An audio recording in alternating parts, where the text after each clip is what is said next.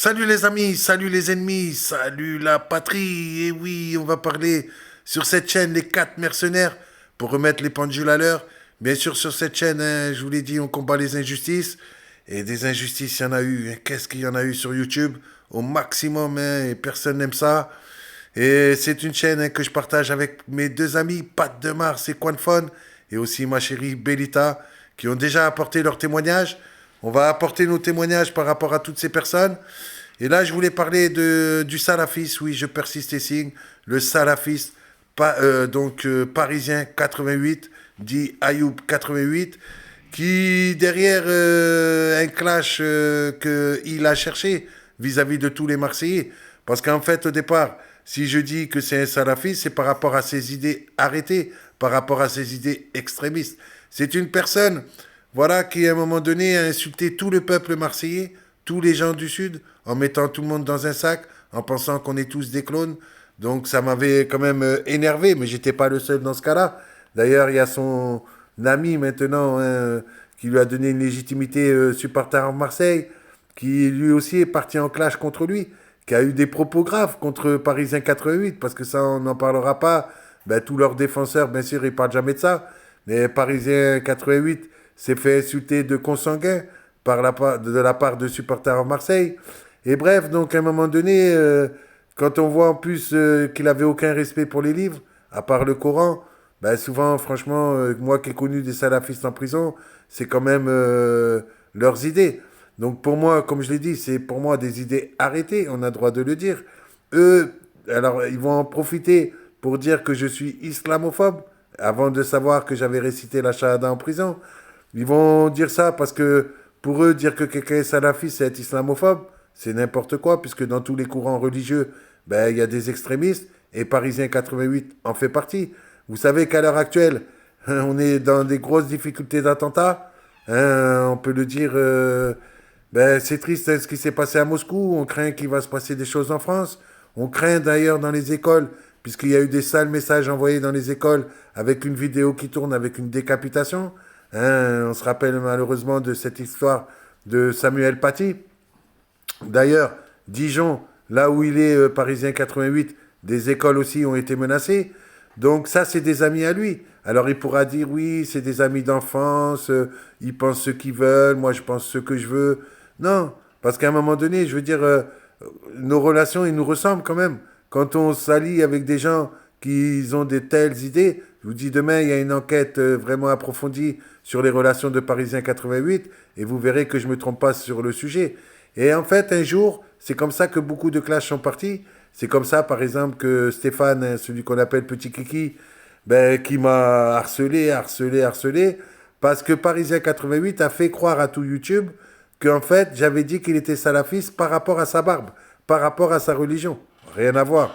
Ni sa barbe, ni sa religion. C'est par rapport à ses idées arrêtées.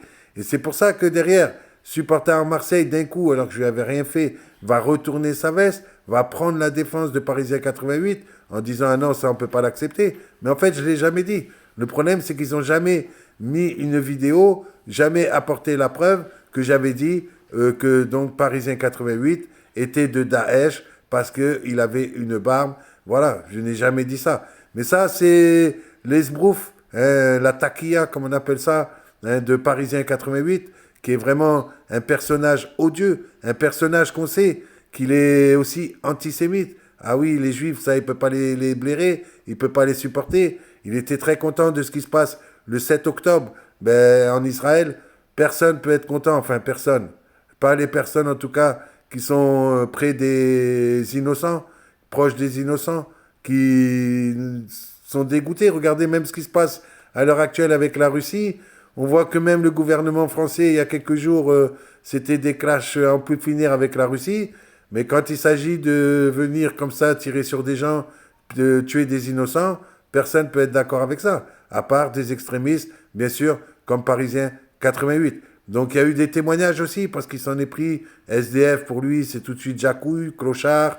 Bon, c'est des idées vraiment arrêtées, hein, de la part de Parisien 88, qui, bien sûr, après, à l'image de supporters en Marseille, pour ne pas avoir de problème sur sa chaîne, ben, va avoir des personnes qui vont bosser pour lui, des trolls et des fois des personnes comme Stéphane qui vont prendre sa défense, alors que je lui ai jamais rien fait, quoi. Jamais le début de quoi que ce soit avec cette personne. Il va aussi dire que moi, à l'époque, je respecte pas un de mes abonnés, qui est Samuel S. Alors que le Samuel S, il faut avoir des relations sexuelles avec lui pour être respecté. C'est abusé, quoi. Moi, j'ai pas envie d'avoir de relations sexuelles avec un homme et qui va me harceler au maximum. Donc voilà, c'est pour ça que je voulais vous dire, beaucoup de débuts de beaucoup d'histoires sont partis de Parisien 88 qui encore de temps en temps met des commentaires. Hein, j'ai vu sur certaines de mes chaînes, hein, il a honte de rien ce Parisien 88. Franchement, t'as pas de face Parisien 88. T'es une merde, t'es une grosse merde. Moi je te le dis en face. T'es vraiment un pourri de notre société.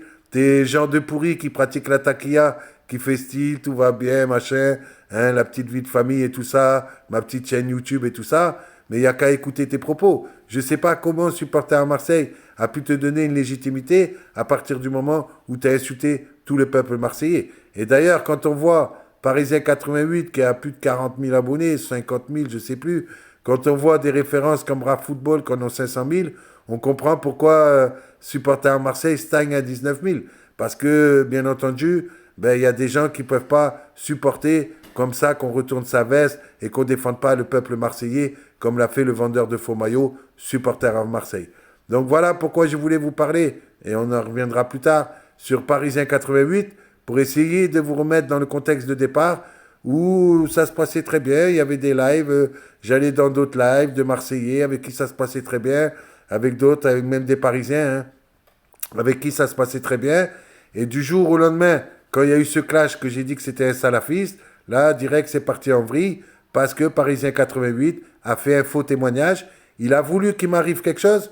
On sait très bien, on l'a vu. D'ailleurs, l'État dit qu'il va faire des choses par rapport à ça. On le voit dans le cas de Samuel Paty, mais dans d'autres, que de jeter en pâture comme ça sur les réseaux sociaux une personne, de dire qu'elle est islamophobe, qu'il faut lui faire du mal, c'est très grave. C'est vraiment très très grave ce qui s'est passé. Mais bon, bien sûr, il va se laver les mains, comme d'habitude. C'est une personne qui n'assume pas. C'est vraiment quelqu'un qui n'assume pas du tout. Et on se demande pourquoi, quand supporter à Marseille, il a traité de consanguin, il n'a rien dit du tout, et qu'aujourd'hui, c'est devenu son ami fidèle.